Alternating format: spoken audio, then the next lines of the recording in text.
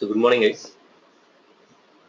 In yesterday's session we covered like what is C sharp, how to create a C sharp project, how to write basic programs using C sharp, and we also covered working with string class.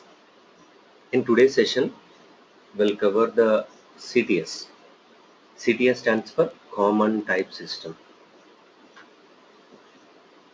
The agenda of the session is what is CTS, why do we need CTS, what are the different data types available in the .NET, how to work with the data types. We'll also see a concept called as a placeholder. First of all, let's understand what is CTS. CTS stands for Common Type System. It is a hierarchy for all the data types provided in the .NET. In .NET, the list of all data types which are available will be provided in the form of a hierarchy, and that hierarchy is called as a CTS. CTS stands for Common Type System. Right. So here we discussed already more than 40 successful languages available in the .NET. Either it can be C sharp, VB, VC++, J sharp, etc. The programming languages doesn't have their data types. All the data types are coming from a separate hierarchy called as a CTS. CTS is a hierarchy which provides a list of the data types available in the .NET. So the programming language like C sharp, VB, VC++ will provide these list of the data. Right. Coming to the next one. In order to program, we have two different categories of the data types, like value types and reference types. Whether you work with simple values or references, okay, the data types has been categorized into value types and reference types. What do you mean by value type? If you want to store the value directly, like integer, decimal, character, etc., we have ready-made types called as a value types. Example, integer, character, double, bool, etc. are the categories of value types. If you want to store the references like string, delegate, object, pointer, etc. are the reference types. Value types will be provided at compile time, and it will be stored in the programmable area called as a stack memory, which cannot be enhanced. Whereas reference types will be stored in the place called as a heap memory, that is provided at runtime, and it can be enhanced. There are two different types of data types we have: value types and reference types. Right.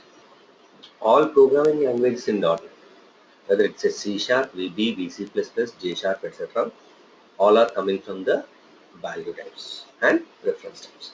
And do remember, these list of the data types will maintain a separate hierarchy, and that hierarchy is called as object. Okay, will be available in the CTS. The root for all the data types is object. Under the object, you will be having value type and reference type. So whether you work with value types, all are coming from object only. Reference types also coming from object only. So object is the root for all the data types which are available in the .NET. And these data types are available in a hierarchy called as a CTS, and it is available in the system. Right? CTS stands for Common Type System. It's a hierarchy for all the data types available in the .NET. And here is a CTS, how it's going to be working. Whether you work with a VB, VC++, VC sharp, J sharp, etc., will consume the data types from CTS. Right. In the CTS, first we have to cover what is string class, which we completed in the last class. Just go to the last class to see these contents. So string is a class, okay, which is available in the CTS. String is used to provide a data type where we can have huge amount of data can be maintained, it can be manipulated. Group of letters can be maintained with the help of the string. Other data types like integer, character, etc. are available in the form of value types. Okay, let's see what are the different data types we have. In order to store the numeric values, we have integer types. Example, we have byte, short, int, long, etc. All these are the different types of integers where we can store the numeric values. If you want to store the numeric values, we'll have data types called integer, byte, short, long, etc. Example, if you take a byte, byte is a 1 byte integer which stores 8 bits of memory and the value from 0 to 255. Short is a 2 byte memory which will occupy the value from minus 32,768 to plus 32,767.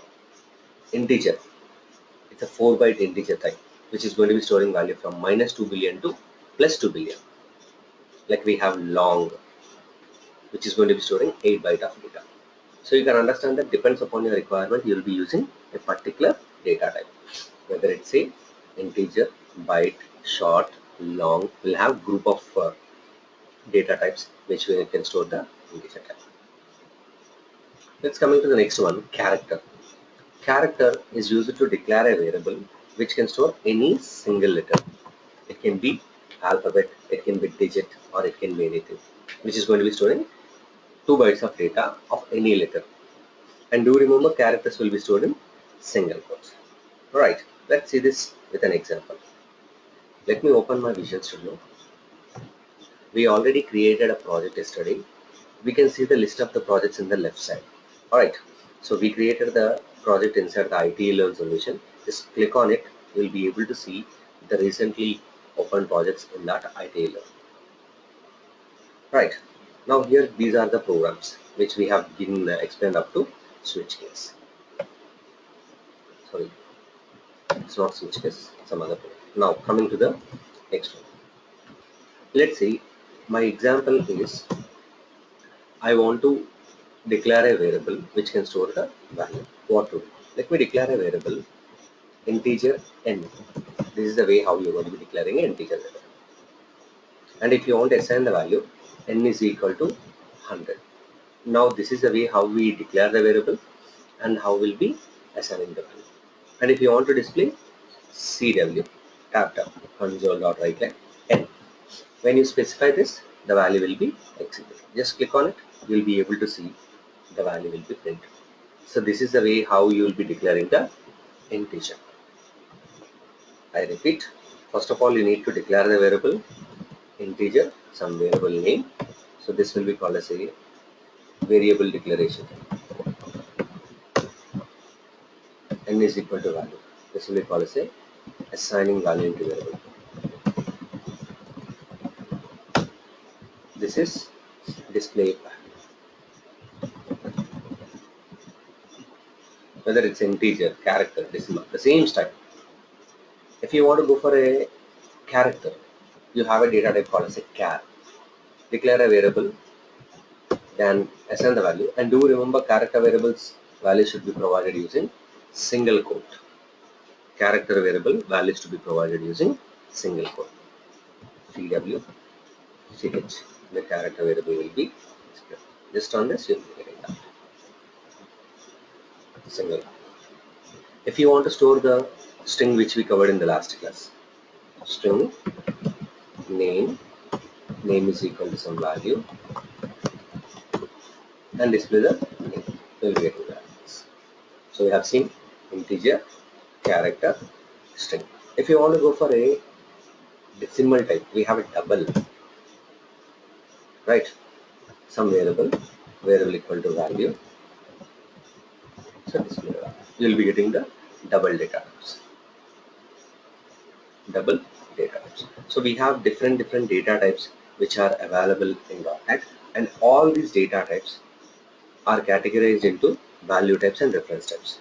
In this session, we'll be understanding the value types, and the value types are integer, character, double. Okay, we have a bool also. Let me take a variable bool. Let me take a variable name is status. I can say status is equal to either false or true. Right, you want to display status. So the value in the status will be displayed. You'll be getting either true or false. These are the different ways where we can declare the variable and display. Right, coming to the continuation. We'll have a concept called as a placeholder. What it is? Placeholder. What is placeholder? Placeholders are used to format the output or format the string while it is going to be displayed. If you want to display a meaningful output, then it is possible with the help of the placeholder. So placeholders are used to display formatted output or a meaningful output. How it is? Example, I want to display a value like my name is Kiran. This is a formatted output. Or I can say Kiran is your trainer. This is formatted output. So value within the message, it is called as a formatted output. I can say n is equal to 100. It's a formatted. So I can say next value of 100 is 101. It is formatted. If you want to have a formatted output to be presented in the output, what is the option we have? We need to use a placeholder. Let's understand what is placeholder. Placeholders are used to format the output or format the string while displayed in the output. Placeholders are used to position the value given in the parameter list. Placeholders are used to position the value given in the parameter list. The placeholder index will start from 0 and it will have any number of things within the curly braces. You can give curly brace 0, which refers to the first parameter, whereas curly brace 1 refers to the second parameter. Curly brace 0 refers to first parameter, curly brace 1 refers to second parameter. Why do we need placeholder? Placeholders are used to format the output. Placeholders are used to format the output. Alright, let's see how it is going to be working with an example. I have a variable declared in the data type integer. Let's say the value is 5. You want to display the value. Let's say CW. You need to write the placeholder first of all. Curly brace 0. Okay. Then comma n. This is the way you'll be writing. So wherever you have curly brace 0, there the first parameter will be presented. Let's say this. Now you'll be getting the right. You want to display the formatted output. I can say value is. Now you'll be able to see value is the message. In the place of 0, the first placeholder value will be presented. Or I can display CW 0 is the value. Now in this place, you'll be getting the first parameter. This is the way how you're going to be presenting the output. So the value is meaningful. A meaningful output can be presented with the help of the placeholder. You can have any number of variables. Let me exhibit. Integer a is equal to 5. Let's see, I have another variable b is equal to 7. A is equal to 5 and b is equal to 7. You want to display both? Very simple. Placeholder 0 refers to the first parameter. Placeholder 1 refers to the second parameter. A is the first parameter, B is the second one. Now you will be getting A and B values. Let me explain this. You will be getting a value called wherever you have 0, which refers to the first parameter, wherever you have 1, which refers to the second parameter. For example, let's say I am doing the same thing where I have 0, 0, but I am giving A comma B. So you have two parameters A, B, but you are trying to display the 0th one. 0 in the sense A. That is, you will be getting only the fifth element. Just click here. You will be getting the 5 will be displayed twice. If you want to display second value only, I'll be giving 1, 1, that is A comma B. Now I'll be getting A and B values are there, but only B value will be present here. If you want to display BA, that is also possible. I can specify 1, 0, A comma B. So you'll be able to see these things. So these are called as placeholders. Alright. So let's say I want to have a meaningful value. What to do? Let me write CW. Next value of given value is this. Let's say given value is n, A. Next value is A plus 1. Run this. Here you will be getting a meaningful output. Input value is 5. Okay, next value of 5 is 6. It's a complete sentence, so people can understand that what we are trying to deliver. It looks good. Let's say if your values changed something else, you'll be getting that output based on the value. Next value of 9 is 10. Next value of 9 is 10. You want to have the previous value? I can specify CW. Previous value of this one is this one. How to get the previous value? Existing value is A, previous value is A minus 1. So you'll be getting previous value of 9 is 8. You'll be getting this one. So this is the way how we are going to be printing a meaningful output. Let's say I want to display the square also. CW square of given number is generated number. Let's say input is A, square is A into A. So I don't want the next or previous values, I want to have square. We'll be getting the square. Square of 9 is 81. Square of 9 is 81. Like this, you will be printing the value. If you want to print the values using the format, we have to use the placeholders. This is my example. Let's say I have two numbers and I want to display the addition of two numbers. What would? Let's say integer A is equal to 15, integer B is equal to 5, integer C is equal to A plus B. Or let me have C value 0. I'll specify CW addition of first number and second number is third number. First number is A, second number is B, third number is A plus B. So you'll be getting the addition. Now on this, you'll be getting a meaningful output like addition of 15 and 5 is 20. In the same way, if you want to get the subtraction, I can say subtraction of first number and second number is the third number, A comma B comma A minus B. We'll be able to see addition and subtraction. A meaningful outputs can be presented with the help of this format specifiers. Okay, access modifiers, or you can call it placeholders. Coming to the next one, how to read an integer into variable. Do remember, guys, we don't have any method to read integer value directly. There is no method to read integer value directly. We have to read a string and convert into integer. I repeat, there is no ready-made methods to read values into variable like integers directly. We have to read a string and convert that one into integer. Right, how to do this one? In order to convert, there are different ways. We can use convert class to convert into particular type, or we can use int.parse. So convert.toInt32, right, or int.parse. These are used to convert. Let me explain you with an example. See here, I'm asking to enter an integer. Enter an integer.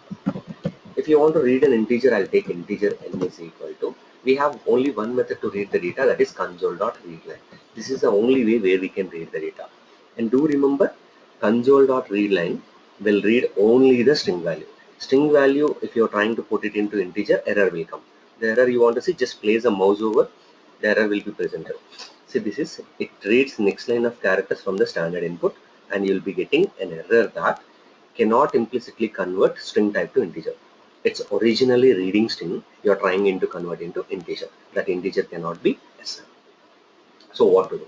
We have an option that convert to int32. So we have conversion. So we need to convert that one into integer. Right. Now let's say CW. Here I'll specify given number is the value. You will be able to see. Let me explain you this. So given number is 9. Right. Execute again. You'll be getting a message enter in this page. So you'll be getting. For example, I want to display the square of a given number. Square of given number is the generated number. Let's say the given number is n, the generated number is n into n. Let's say when I execute the program, it is asking please enter a number. Let me explain given number called 13. It's showing a message square of 13 is 169. Like this. Hope you understand, guys. Very good. Coming to the next one, if I raise a question like read two numbers into two variables and display the addition, what to do? Let me raise a question. Enter number 1, integer a equal to convert dot to enter to console.read. This is the way how you're going to be reading the number 1. Let me coming to the number 2. Enter number 2. Integer b is equal to convert dot to enter to console.read. So this is the way how you are reading. Let me calculate the sum in c variable. C is equal to a plus b. I'll give a message that addition of first number and second number is the third number. So a comma b comma c. Run this. So enter number 1. I'll be giving a value like 89. Enter number 2, 45. So I'll be getting the result. Addition of 89 and 45 is 130. So the meaningful output will be presented with the help of the placeholders. Right. So if you want to read, you have to go for this one. Okay. Coming to the next one. How to read integer, we have seen an example. How to display the square also we have seen. In order to perform any calculations, we have set of operators which are used in programming, like we have mathematical operators, we have relational operators, logical operators, assignment operators, etc. So in order to perform arithmetic manipulations, we have mathematical operators like plus, minus, star symbol, slash, percentage, etc. Relational operators, we have greater than or equal to, less than or equal to, double is equal to, not is equal to. Logical operators, we have and, or, not. Like we have assignment operators, plus is equal to, minus is equal to, into is equal to, like this we have group of operators. And if you want to provide increment, we have a increment operator called plus, decrement operator minus, ternary operator. These are the operators from C programming only. The same operators list will continue. There is no any additional operators we have in C#. Same operators are there. So we have seen the example how to read two numbers into display the addition. Here is an example. Sum of two numbers. And coming to the next one. All the data types which are available in CTS. Value types are structures. Value types in CTS are structures. It contains properties like min value, max value. Every data type has min value and max value property. With the help of this property, what we can do is we can programmatically display what is the minimum value and maximum value. Let's see. I want to display the integer minimum value. Okay, and integer maximum value. How to display? So display minimum and maximum range of value types. How to do this one? Very simple. CW into dot min value. You will be getting the minimum value. See, you will be getting the minimum value. This is a minimum value where integer variable can display. You want to display the maximum value? CW into dot maximum. You will be getting the minimum value and maximum value. Right. Let's say you want to display both. What I'll do is CW 0 for minimum value, 1 for maximum value. I'll say into dot min value, into dot max value. Let's say you'll be getting both minimum value and maximum. For your reference, you can see, okay, integer range is from here to here. See, meaningful output. Integer range is from here to here. Let's say you want to see the range of other data types also. Yes, you can see. Let me display the values. Integer, let's say byte, short, int, long. These are the 4 different types of them. Okay, so byte, short, int, long, byte, short, int, and long. See, these are the values. Now, if you declare a variable based on the data type, the range will be 10. Example, byte range is from 0 to 255. Short range is from minus 32,768 to plus 32,767. If you declare a variable in the data type of integer, the range is from minus 2 billion to plus 2 billion. So long integer range is 8 bytes. So you can store that much values in the variable. So your data types are having this much capacities. The sample example is also given here. We can see. We can see integer. Integer limit can be directly given with data type.min value or variable.min values also. Then coming to the next one, how to go for a float data types, okay, and how to go for decimal data types. Float and decimal are two different data types. Float and double are two different data types where we can have decimal values when we store. If you want to store the decimal values, you can use float and double. Float is going to be storing 4 bytes of memory, whereas double is storing 8 bytes of memory. If you export, you will be able to see the range. This is a float range. This is double range. Depends upon your requirement. You can use either float or double. Float and double. And do remember, every data type is coming from object type. So what object type contains, the list of facilities will be available for the value types also. Example, every data type is coming from object, where object is having get type method. So get type method is a method in object class. So it can be used in all data types. Programmatically, we can find out what type of data it is. Let me copy this. So I have n and I want to know the n data type. D and ID data type. Character and data type. False. Okay, that is existing in status data type. Let me explain this. You'll be able to get this one. Value is 5 and its type is integer. Value is 1.2 and its type is double. Value is A and its type is character. Value is false and its type is boolean. Like this, we'll be having lot of data types which are available in the .NET. Right, each and every example has been well explained in this document. Okay, just go through with this one. At the end of the document, okay, I also provided some frequently asked questions, okay, and I also given some practice programs also. And do remember, we explained one more point. All data types are coming from object. Now object is ready to store all the values. Object is ready to store all the values. Want to see this? If you want to store integer, character, etc., you need not worry about all these data types if you are not able to aware. So object type, you can declare a variable O. That's it.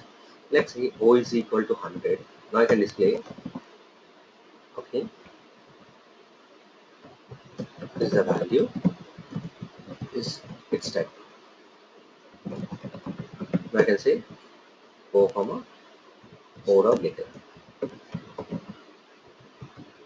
Right, you will be getting this one. 100 is the value and integer is the data. Let's say if you take a object type that can store any type of value. Let's say it can be double, it can be character, it can be string, it can be boolean. Now you can have all data types of values can be stored. Let me explain this one. You'll be able to see all the things. 100 is a value, integer is a data type. 34.54 is a value and double is a data type. A is a value, character is a data type. Kiran is a value, string is a data type. True is the value and boolean is the data type. We have different data types. So each and every example has been explained in this document. You can go through it, scroll down with this one. Okay, right. Then coming to the next one, for your practice purpose, we also provided some what will be called frequently asked questions. Okay, and also I added some sample programs, practice programs. Right, this will be uploaded in the portal. You can start practicing.